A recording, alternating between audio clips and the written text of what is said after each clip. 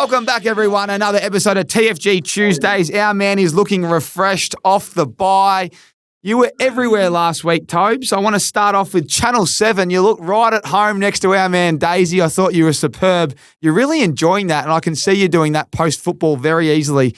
You've done it before, but you look more comfortable this time. How was it? Yeah, no, it was good. Thanks, mate. I definitely felt more comfortable this time. The first time I was a bit nervous, there's actually there's a lot that goes into it behind the scenes, a lot of preparation. The guys, and you need to make assessments on the run as well, especially during the game. So there's a bit that goes into it, and then obviously the actual special commentary side. The commentators, they're bloody impressive. Like being able to call live sport like that. Australia does it as well as anywhere in the world. So it's super interesting. And something. Yeah, I'll try and do a little bit more of it if the opportunity arises. What is it that you respect so much about the commentators calling the game? Trying to bring emotion to the game, trying to, entice viewers and get them to come along for the journey with you. And then it's also like hard. You're watching something like you're watching a game of footy, which is a million things going on, and just talking like as it happens in live speed. I think it's a pretty underrated skill, and I think Australia just punches out the best commentators going around. For some reason, we're just bloody good at it. Whether that's footy, racing, soccer, sport, we're just good. Who's your favourite? JB, he's good to listen to, but Matty Hill, he's a god. What he does in the racing world's just off the charts good. And now he's doing a bit of footy as well, which I had a good chat to him in the Virgin Lounge few months ago, and he's loving it, and he'll do more of it. So it's just good for us. But I reckon all the AFL commentators are pretty sharp. Jerry Whateley's obviously a guru, so we're very lucky. We are. You miss my man BT. I reckon BT's red hot at the moment. He's got a little bit of Triple M in his Channel 7 commentary the last 3 weeks, and he needs to keep it up because when he turns into Triple M BT, it's that's my favourite. Yeah, he's good fun. I noticed he had a few.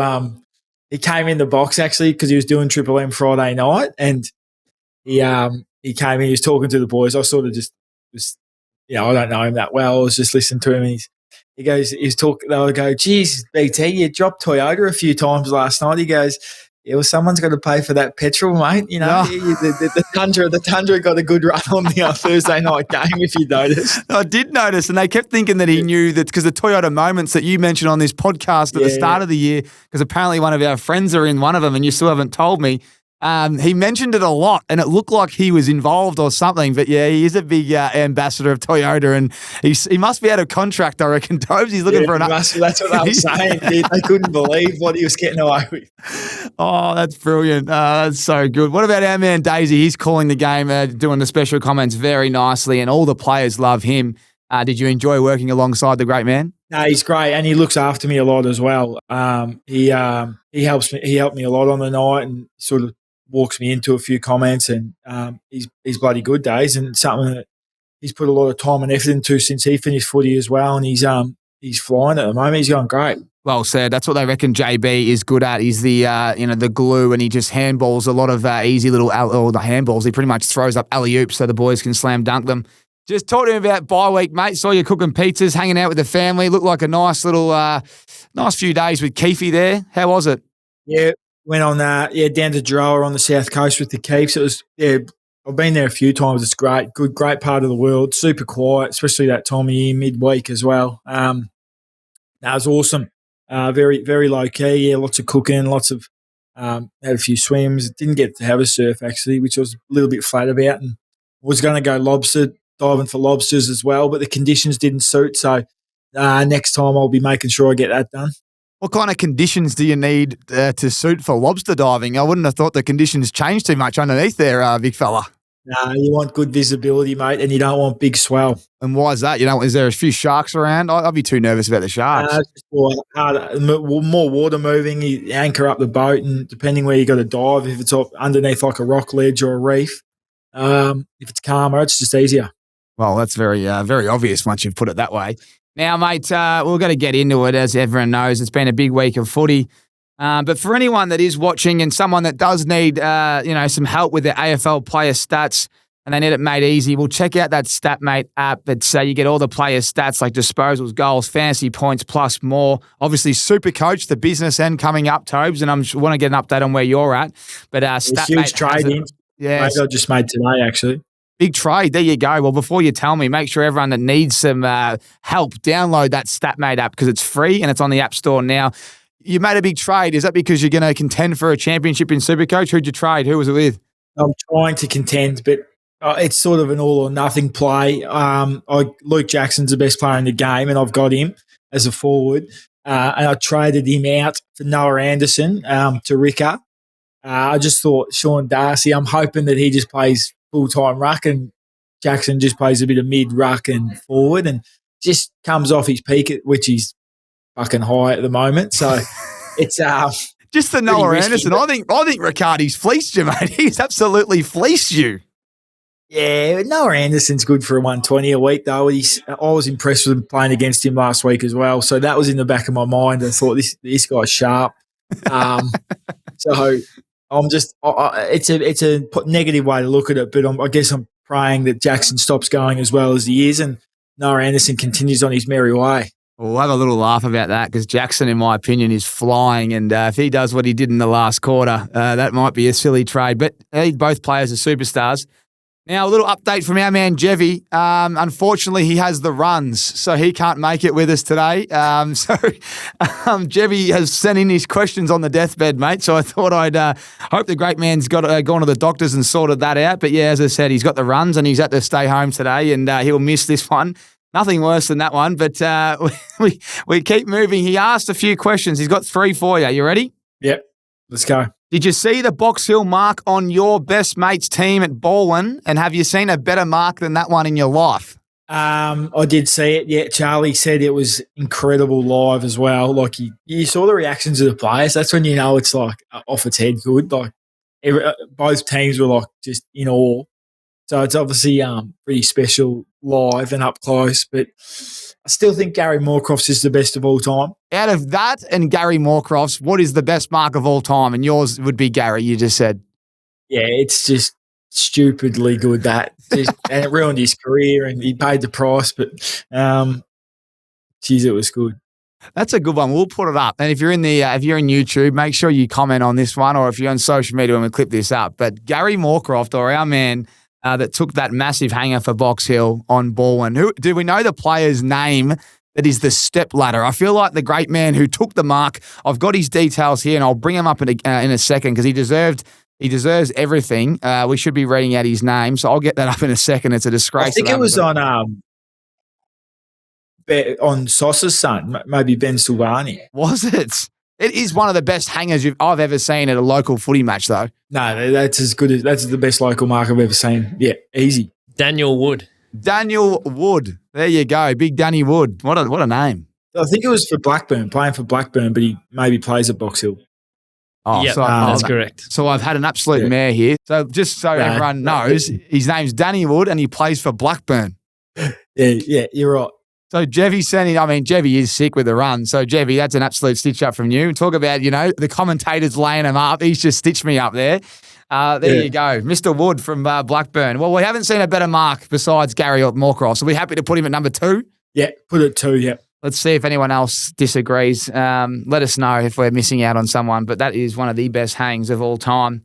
Righto, what's one of the weirdest things one of the Giants boys got up to on their bye, mate? Oh, Xavier O'Halloran went to Fiji and he put up a photo with the love pedals, new into a relationship, the love pedals, and an unset drink, champagne, like lie down bed. It was a lot. It was a lot. You would have thought he was on a honeymoon, but good on him. He's in love. Is he batting above? You got to do those things when you're batting above. He's a good-looking man. He's a good-looking man. That's great from the X-Man. Geez, he's turned a corner. Speaking of the X-Man, who's a weirder unit? The cat man from Geelong and the mascot or Xavier O'Halloran? Because they both love to purr and meow. And I've just been seeing his videos lately and I think it's like that would be Xavier if he wasn't playing football. Yeah, he's put the meow away a bit, but he's good energy in the change rooms. He comes up with some good stuff.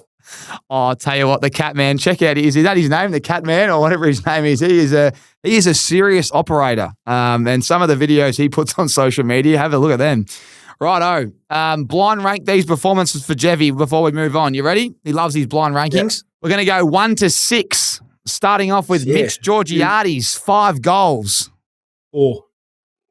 Isaac Heaney, 5 goals and 21 touches, but I think he kicked 4 1/4. Yeah, 2. Okay, 4, 2.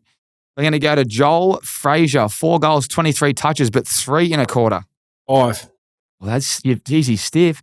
Jakey Melsham, 5 goals, 6, 18 disposals. Was looking like having his last year of football. Now he's got about 5 more in him, I reckon. He kicked 5 goals, 6. 5, 6. Good on him. And 3. it was on. I don't know if it was on my man Sammy Collins, but if it was, that is extreme. 3. That's great. Yeah. Jack Gunston, 7 goals, 15 touches down at Tassie against North Melbourne. Yeah. Well, 1, because otherwise he could be at 6, but. Yep. Well, that means we've left with 6, and that's Thilthorpe, 5 goals, 12 score involvements. Yeah, he's at 6. Stiff. There you go, Jevy. You've got Jackie Gunston at 1, Isaac Heaney 2, and the third one goes to Jakey Melsham. What a week of football. Just all the big guns kicking goals. You must love seeing that. Yeah, it was good. Well, I mean, that Friday night game was actually really good. Both teams were pretty sharp. So, yeah, there's some good footy on the weekend. Speaking of that game, let's start off with some news. But watching the game, I've never seen players slip and slide as much as that one. The SCG surface. Would you be worried about your safety if you're a Swan playing at home next week? I wouldn't be worried about my safety, but it's not good enough. It's like it's just simple. Like it's not good enough. As a forward as well, like we played there 10 weeks ago, and it was the same thing, but it wasn't a night game. I wore metal studs that in the first half because I trained their captain's run, and I was like, this is shocking. And then I wore metal studs the first half. I felt a bit heavy. They're pretty hard, those metal studs, and they'd hurt if you got someone. So, but it was actually embarrassing what was going on there on the Friday night. No one could. It was like so evident as well. Once it happened 4 or 5 times, you just noticed it every time the ball went in there. Mate, they should just go play at NG really this weekend. Just roll up the road. Pop into NG, boys. Just pop in NG. Well, they'll be popping in there for round 20 when we have our past players night, mate. So make sure you're ready in 4 weeks' time. That'll be a big game. They're moving pretty well, the Swannies. They didn't get the chocolates, but geez, they come back. I thought they were going to get blown out of the water. Did you think that when you were commentating? You thought, this is going to be a flogging, especially when Sam Darcy's kicking them from the boundary line. No, I thought because they should have been a bit further in front at quarter time, but they missed a few, and they missed a few out throughout the night. So I thought they were probably the better team on the night, to be honest. But Dogs had just got weapons and converted when it mattered. But it was a good game of footy, but 2 good teams. Plenty of good games of footy. These ones probably weren't that good. We'll start off with the Carlton game against Port. Do you feel sorry for other teams when they're underperforming like Carlton? Feel sorry for the players and Cripper and because I know how much he'd be copping it. Might be one of the biggest clubs, a pretty emotional fan base. So I feel sorry for them in that regard. But you'd rather them than you. I expected nothing less from you. You're right. It's pretty full on. Graffiti all over the walls the next day.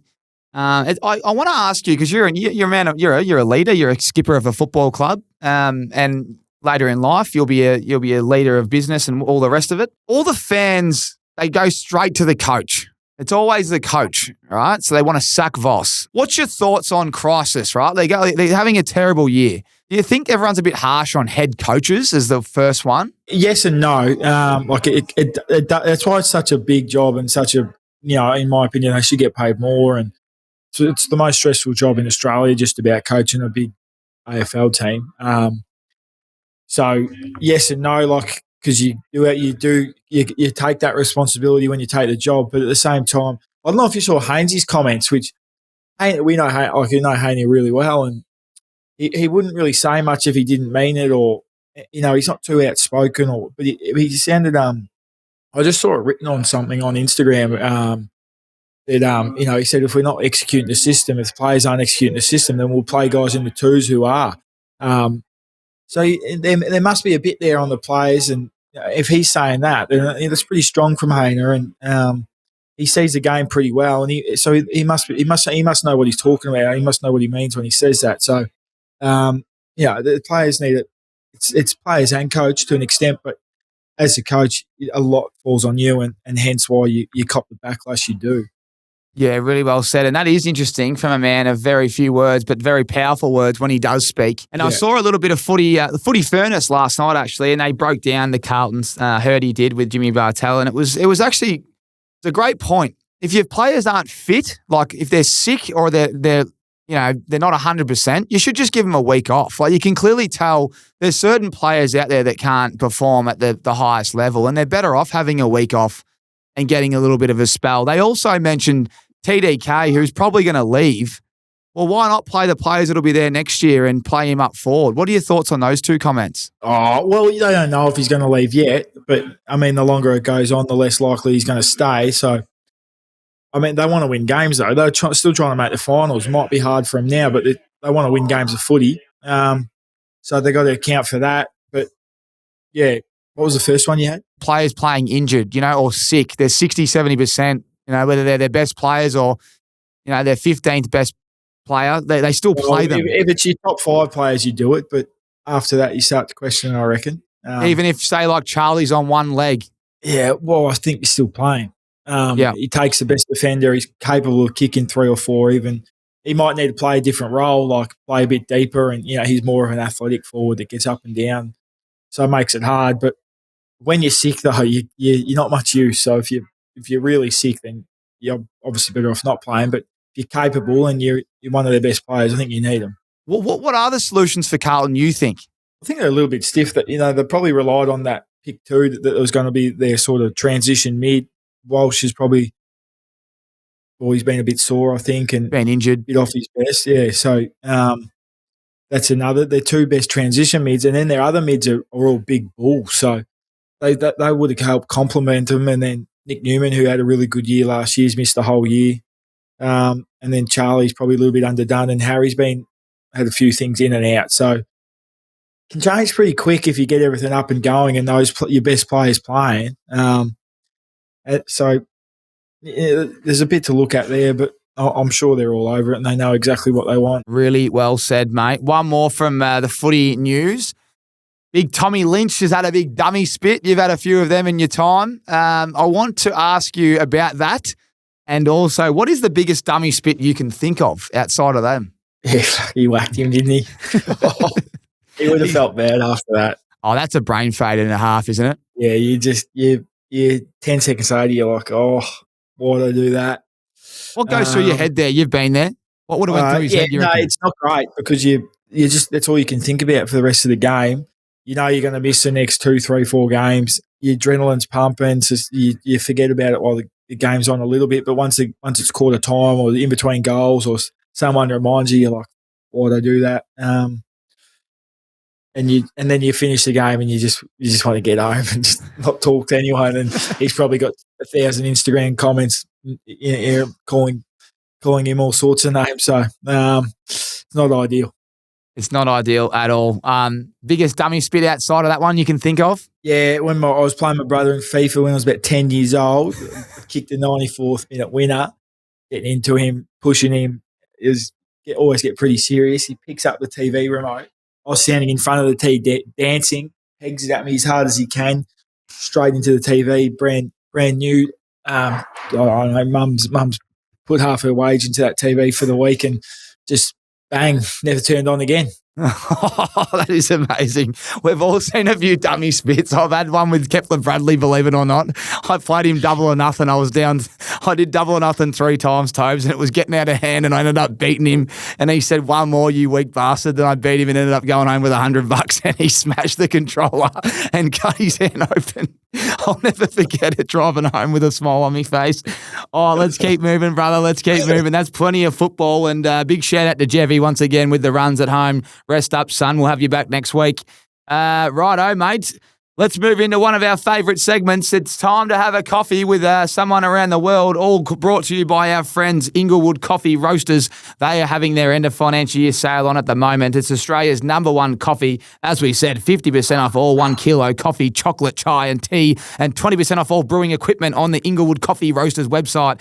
Visit www.inglewoodcoffeeroasters.com.au for all the details. Righto, Tobes, who are you having a coffee with this week? Bit different, mate. Bit different this week. Mike Sneesby, CEO of Channel 9. They've just bought the rights off Optus Sports, or partly off Optus Sports, for the English Premier League coming up for the next few seasons, which is a very interesting deal. And, they pay a lot of money for these things. I think it was 600 mil that Optus had bought it for across 6 years. And I know Paramount bought A-League, which I used to love A-League growing up, and I like my soccer, and it's just ruined A-League in my opinion. Like, no one ever watches it anymore. No one's watching Paramount to watch the A-League, or not many people, and it's really hurt the A-League in my opinion. So I'm interested to see how it works, and I love that sort of business side of sport and how it works with them purchasing that and what it means for them. I like that. So what would be the one question you'd ask? Like, what's the first question you're asking him? I guess how they judge if it's been successful or not. Like, what do they look at numbers? Do they look at where it's been played, growth of the game, things like that. There's a fair bit of strategy behind it. But, I just feel like once the A-League sold Paramount, instead of playing it on Fox Sports, I've hardly watched it since, and I know a lot of people are similar. Well said. Righto, let's go to some questions from YouTube last week. And, well, by the way, as you said, well answered. And, again, Toby's having a little coffee there, all courtesy of Inglewood Coffee Roasters. So check that out. End of financial year sale. They're on everywhere, but 50% off is elite. Mate, got a question here from YouTube. If you didn't get to be a Giant, what team would have you landed at, you reckon? Well, I thought I was going to Brisbane at pick 8, and they didn't pick me. And then they had pick 12 as well, so the next pick. So I thought I wanted to go to Brisbane, but didn't happen. And it was Giants had everything around it, so I knew I was going somewhere. There you go. Got Harrow behind the glass here, mate. He's a big Brizzy man. He's filthy that you didn't slide there or get picked up earlier there. Yeah, man, Big Billy Longer went at 8, so he was a fair player when he was 18, Bill, to be fair. He was the skipper of our Vic Metro side, Big Bill. Wonder what he's up to these days. I see, speaking to a few of our old teammates the other night, actually. Even our man, Hal Hunter, isn't he doing well in the tattoo world? Yeah, he's got a big tattoo parlour, I think. Yeah, there's plenty of boys that are doing well. Mate, I'm just reading a comment here. This one's a good one. Michelle Wilkins, the host talks far too much. Give that Jeff guy a go at it. There you go. A bit of feedback for me. Talking too much. Sorry, Michelle Wilkins. I have to have a little spell. You are the host, so it sort of makes sense, but yeah. Maybe I'll invite Michelle on. She can do the job for me. Gee whiz, it's a tough gig around here. You're bloody working your tits off. You fly back from Fort Douglas. You're sitting on the tarmac for 4 hours. You come straight to the studio and you get told you're talking too much as the host. Oh, very good, very good. Now, mate, we keep moving. I saw Wardy's back in the building. Talk to me. How's he travelling? He looked like he's got a big smile on his face. No, it's great to see him back. Yeah, he's back. So he's back for a few weeks, and it took a couple of weeks post-op now, but yeah, it's great to have him back. And it'll probably work out in the next couple of weeks what his role is. Game day, I know he'll do something for sure, and the boys would love to have him. Love to have him around. So his family's in Melbourne, so he'll sort of be in and out a little bit, and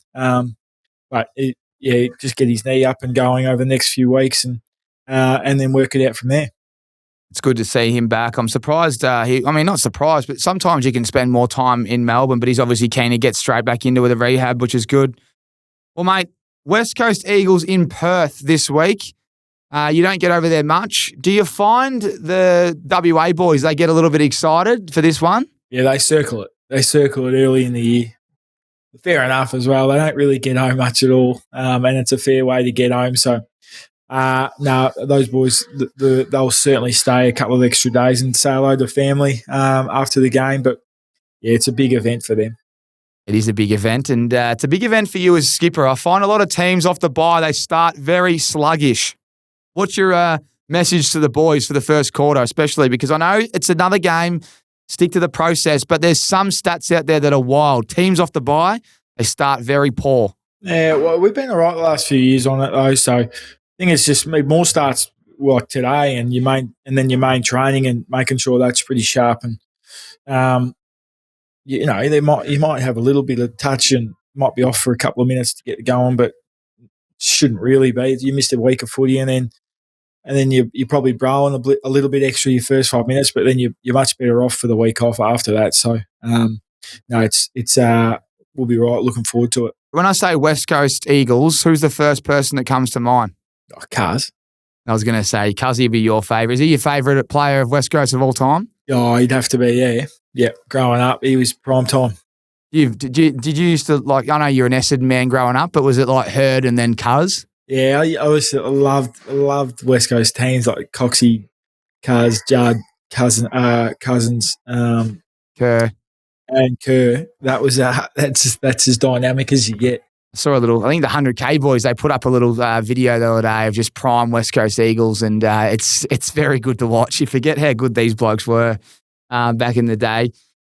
Well, mate, we are pretty much done here. Off the bye, there's not a lot to talk to you about because you haven't done anything. But how's the body, mate? Do you feel very refreshed? You've kind of had 2 weekends off in the last 3. You're feeling much better, ready to attack the back end? I really saw after that Gold Coast game, so it was great that we had the week off and had a few just little tiny niggles, but all good. Now we had training today and Friday night game. We don't get many of them, so a week's a little bit different. This is the first time I've had this year, so we trained today, main training Wednesday, fly over Thursday and get into it, and looking forward to it. Big, huge last 8-9 weeks coming up. Do the boys stay back, or I know most blokes with the kids will fly straight home, but do the boys stay I'll get the red eye home, but I don't sleep much well. I don't sleep great after games anyway, so I'll jump on the red eye home and. But no, I think most of the boys will fly back the next day, and then the Perth boys will stay another day. So, yeah, everyone sort of up to their own.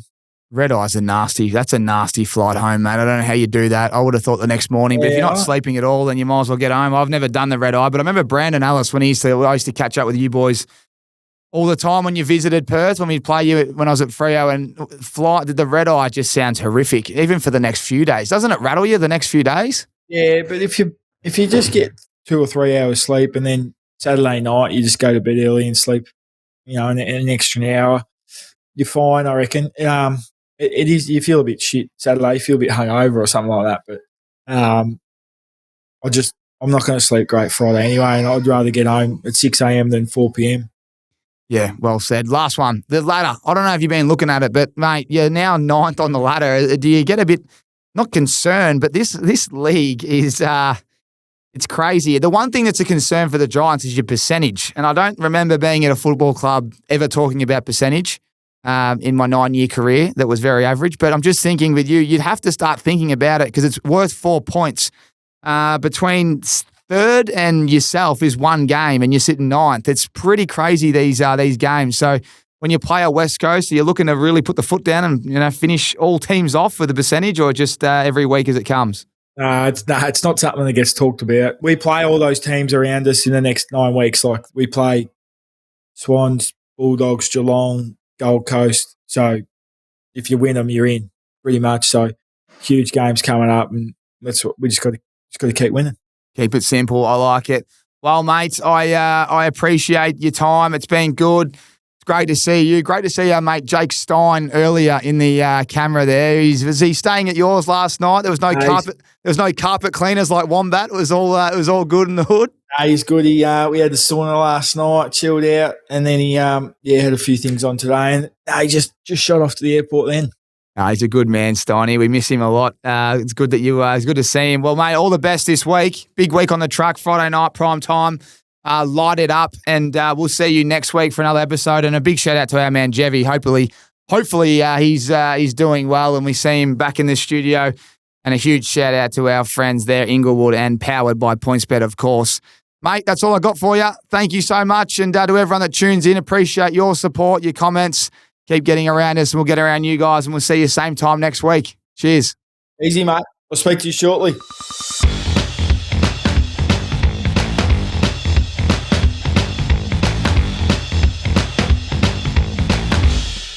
Statmate makes AFL player stats easy. At the click of a button, you can discover insights like you've never seen before. Disposals and goals to fantasy points, how a player performs at a certain venue, or even when a teammate is out through injury, Statmate has you covered. Don't waste your time. Become an expert in just a few taps of a button. AFL player stats and insights thanks to your new best mate. Download Statmate for free today.